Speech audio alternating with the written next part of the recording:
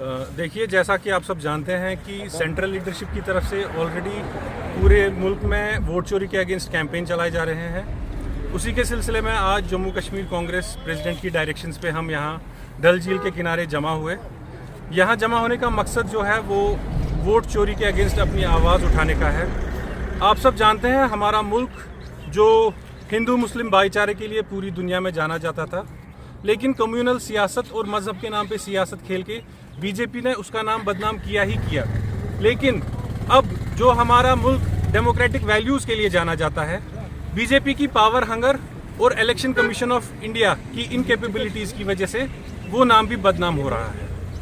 आज इस मुल्क का एक एक बच्चा, एक एक फ़र्द बीजेपी से सवाल पूछता है, इलेक्शन कमीशन ऑफ इंडिया से सवाल पूछता है कि हरियाणा में कैसे 25 लाख वोटर्स का गलत इस्तेमाल किया गया, कैसे बिहार इलेक्शन से पहले SIR का गलत इस्तेमाल किया गया, कैसे फॉर्म 6 का गलत इस्तेमाल किया गया। हम पूछना चाहते हैं बीजेपी और इलेक्शन कमीशन ऑफ इंडिया से, आखिरकार वो ब्राज़ीलियन मॉडल कौन थी, वो कहां से आई और कैसे उसने 20 से ज़्यादा जगह अपनी वोट का जो है वो इस्तेमाल किया।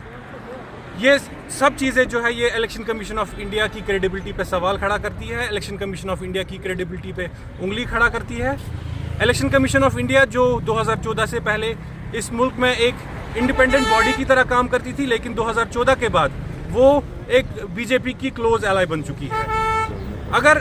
प्राइम मिनिस्टर मोदी साहब में और election commission of India Gyanesh ji में थोड़ी सी भी इज्जत, थोड़ी सी भी उनमें सेल्फ रेस्पेक्ट बची है तो उनको अपना इस्तीफा देना चाहिए और इस मुल्क में नए सिरे से इलेक्शंस कराने चाहिए। यहाँ पे जमा होने का मकसद ये भी था, जो जम्मू कश्मीर